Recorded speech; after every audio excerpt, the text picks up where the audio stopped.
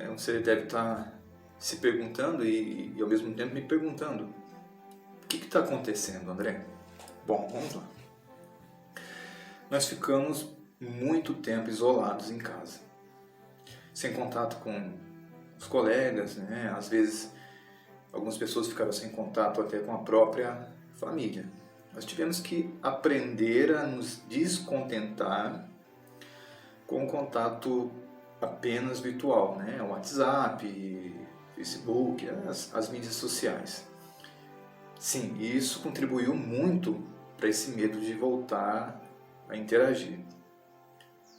Agora é bom analisar se essas pessoas que não estão conseguindo voltar, elas já não apresentavam sintomas de ansiedade, timidez ou mesmo fobia social.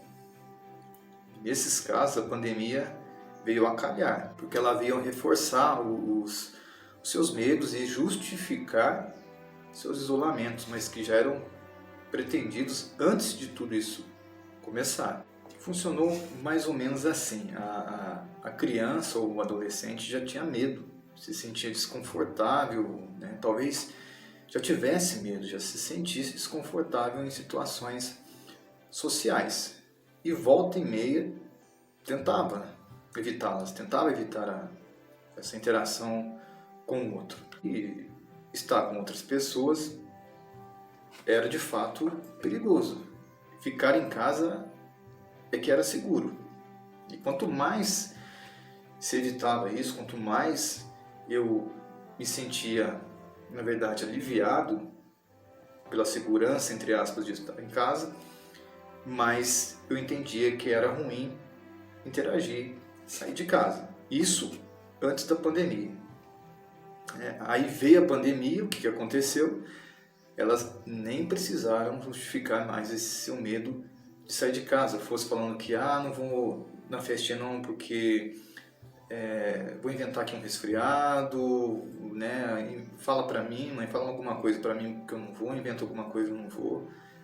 Simplesmente por medo talvez de estar lá e ser criticado, ou não saber falar alguma coisa, se sentir excluído na conversa, assim, mas isso são distorções que podem ser trabalhadas e devem ser trabalhadas, mas aqui hoje eu não vou ficar, eu não vou colocar nada terapêutico aqui, apenas para a gente entender o que está acontecendo, mas cada caso é um caso, não tem como generalizar, né, colocar uma coisa para todo mundo, né, que seja funcional aqui para todo mundo, não tem como, e não é essa a intenção.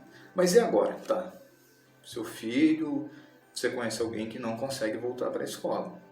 Bom, agora nós precisamos fazer o caminho inverso. Essas crianças e adolescentes, elas estão com medo do desconhecido, simplesmente. Sim, medo do desconhecido. Porque a vida fora de casa se tornou desconhecida. Elas desaprenderam a lidar com o outro. E na vida real não tem como enviar um emoji, né?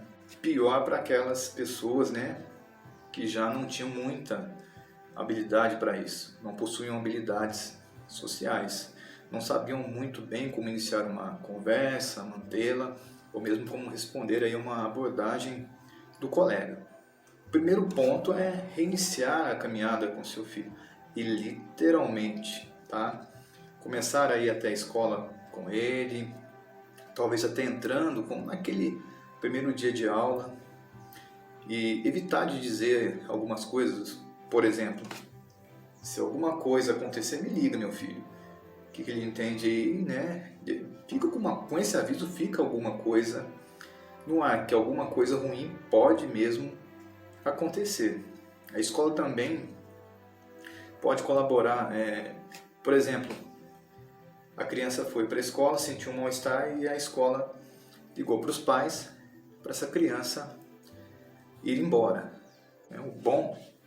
O ideal é conhecer mais sobre esse aluno, porque não é legal, como eu disse, o que ele está dizendo para você? Estou desconfortável aqui, quero ir para casa porque em casa eu vou me sentir seguro, vai me aliviar esse desconforto, mas esse desconforto ele vai passar de qualquer maneira. tá? Na maioria das vezes ele vai passar. Só que eu não quero sentir aquilo, quero acabar com aquilo logo, porque é uma coisa ruim. Então liga para minha mãe, liga para meu pai, e aí a escola manda para casa e aquele mal-estar, né, vai passar. Só que ele vai entender que a escola é um lugar ruim. Eu vou para a escola e vou sentir mal lá.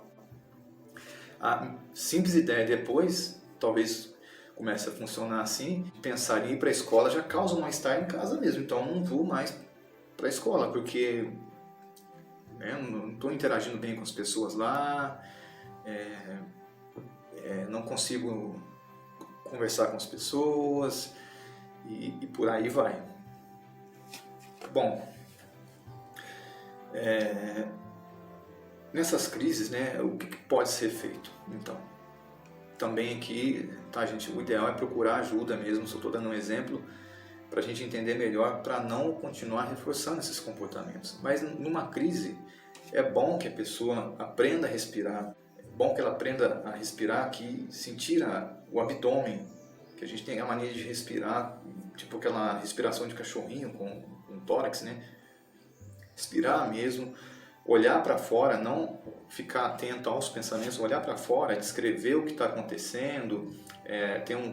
O professor está vestindo tal roupa, meu colega está conversando com não sei quem, para tentar não focar, tirar o foco desses pensamentos aí, que tem pensamentos aí que estão te dizendo alguma coisa e que não são coisas boas naquele momento. Então aí, essa seria uma estratégia, duas estratégias aliás aí, que é respirar e olhar para fora. Isso é o básico, sabe? Mas esse mal-estar, esse desconforto, ele vai passar. Mas isso tem que ser aprendido, reensinado.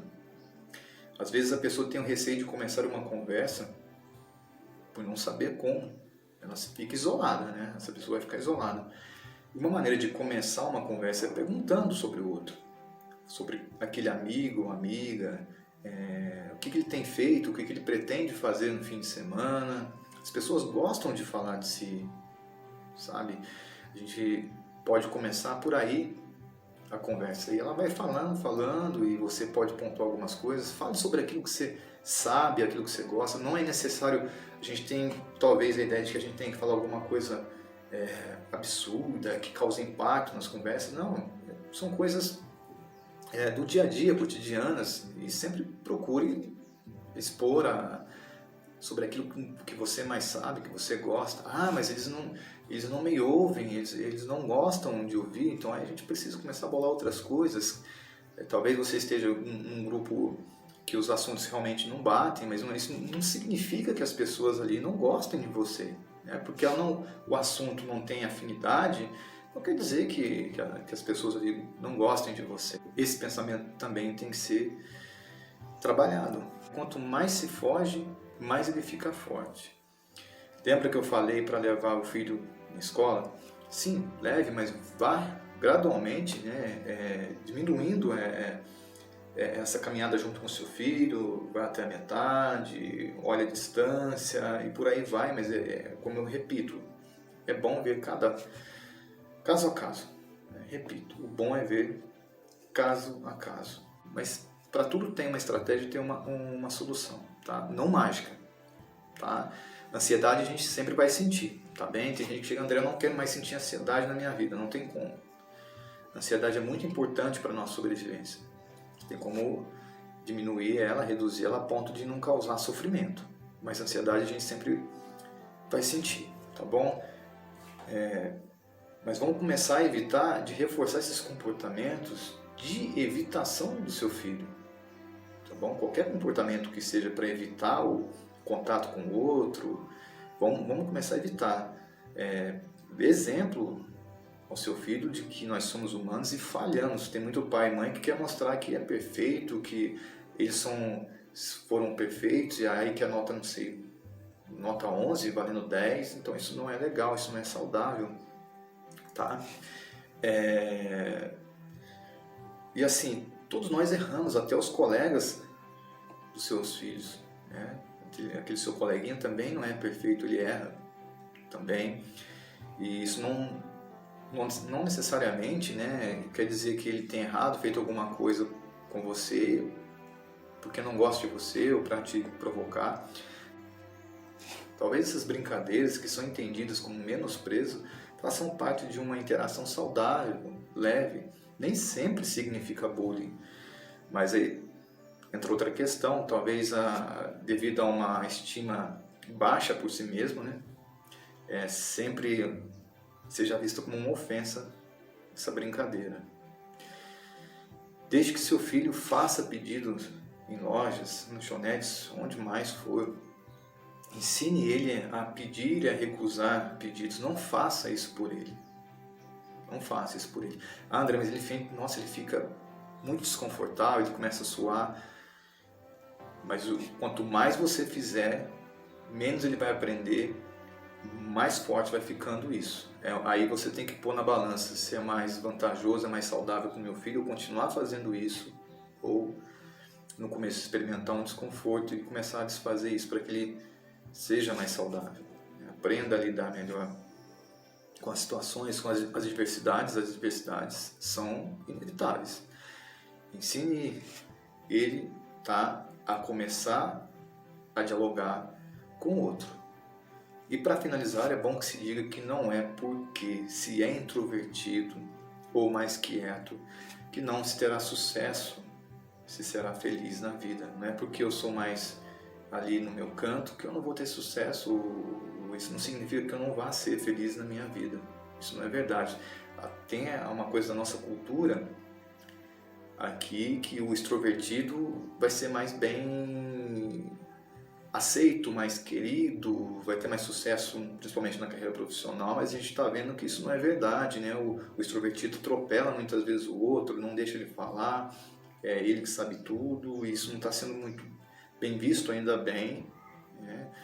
Em todos os sentidos. Respeite os seus limites e fortaleça aquilo que você tem de bom. Eu agradeço vocês e até o próximo.